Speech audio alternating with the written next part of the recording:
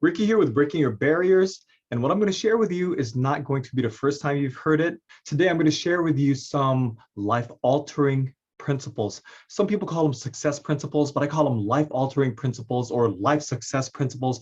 Whatever you want to call them, they're principles that will alter your life's trajectory for the positive, that is, for the positive. Now, the first habit or the first success principle that you should be implementing right now is every single morning you wake up, which by the way is an absolute blessing. The first principle is to affirm what you would like to have happen for that day. Every single day you wake up, affirmations, positive affirmations. This is going to be a great day. I will succeed. I will do what needs to be done today. I will accomplish my objectives. I will get closer to my dreams. Whatever it is that you affirm positively in your life, say it every morning. Say it every single morning, and whatever other goals, desires, passions, dreams that you have, add them to the list. I will speak in different countries. I will provide value for those around me. I will be a blessing to those I encounter. Whatever it may be, whatever your thing is, affirm it every day. And the reason why is because whatever you say to yourself in here, will come out in your actions. So positive affirmations in the morning, and this is something that's just as important, positive affirmation to yourself before you rest. Now, the second thing I'm going to share with you, once again, life-altering positively, is being punctual. Punctuality is very respectful to the people you're going to be meeting, regardless of who it is you're meeting. It doesn't matter if it's your family, your friends, a business associate, or just anybody. No matter who you're meeting, always be punctual. Let's say somebody says you were going to meet them at 9 a.m. in the morning. Punctual does not mean 9 a.m. In my case, punctual means 8:30. In fact, that's me. I just like to take in my surroundings and I like to relax before I engage and have a great time with whoever I'm meeting. I'd say 15 to 30 minutes is way more than enough. And it shows that you genuinely care. And when I'm there on site, I even text the person I'm meeting and letting them know, hey, I'm here, take your time. I got here a few minutes early. Just so that they realize, hey, this person really values my time. So when you value other people's time, they will not only want to work with you more, they will also refer you, whatever it is you do. Let's say you just want to be a friend to somebody, you're on time, great. Let's say you're offering a service, they're going to refer you because you genuinely care for that person's time. And they're going to say, wow, this person is a joy to work with. So that's another life-altering habit that we should be implementing right now. The third one is mindset and perception. I know that's quite deep, it's quite broad, but what I mean by that is whatever happens to you is going to happen to you. For example, let's say you have a horrible boss. Let's say you have a troubled relationship. Whatever it is that you run into every single day, in my case, it's traffic, and I'm sure it's yours as well. So your perception, your mindset, the way you receive this stimulus is how you are going to change how you respond to it and how it affects you. And what I mean by that is, for example, in the morning, I get into the freeway and I'm like, oh my gosh, it's traffic again. Frustrated. Rather than doing that, what I did was I changed my perception of traffic as my school on wheels. And the reason being is because I'm going to run into traffic every day, no matter what. So what I did was, rather than thinking traffic is a negative, I turned it into a positive by turning my 1 hour, 1.5 hour drive into a school on wheels. I downloaded an app called Audible, and I'm not getting paid by them. I'm just sharing what I use. You can use a different app or CD or tape. Are there still tapes? Or whatever it may be.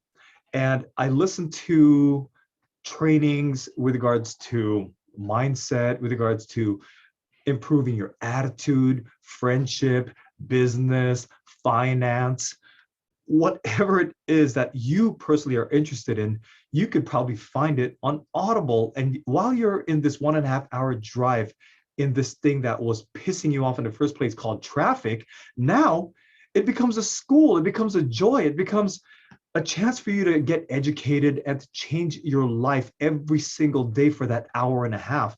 And by the end of the year, you probably have a master's degree in whatever it is you're listening to. And that's the positive effect that it's had on me. When I get off the road, I'm like, oh, wow, my drive's already done? Because you're so engrossed in listening to whatever it is you're listening to. So that's one of the perceptions I'm talking about. Now, another one might be, let's just say you're having a horrible relationship with somebody, and it doesn't matter who it is.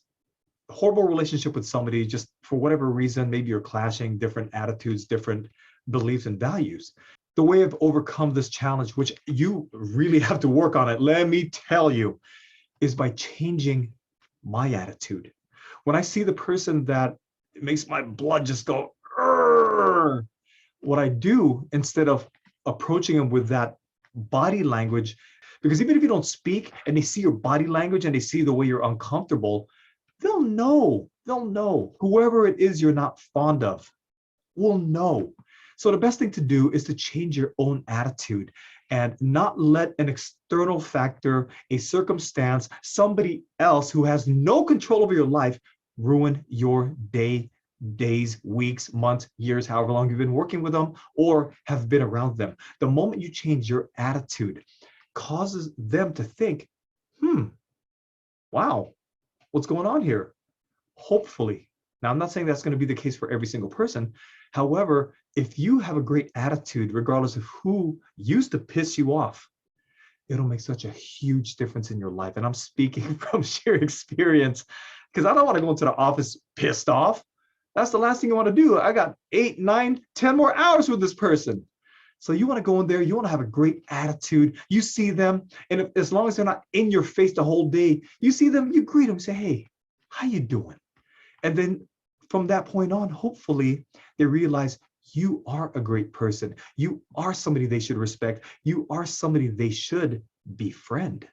So that's one of the ways that I've overcome that specific challenge. Now, whatever it is in your life, you have a choice. It's always the way you perceive things. Now, if something is horrible in your life, find a way to flip it around because you do have a choice. You don't have to just roll with the punches and be pissed off every single day. Not only will this do wonders for your environment, no matter where you're at, it will do wonders for your mental health.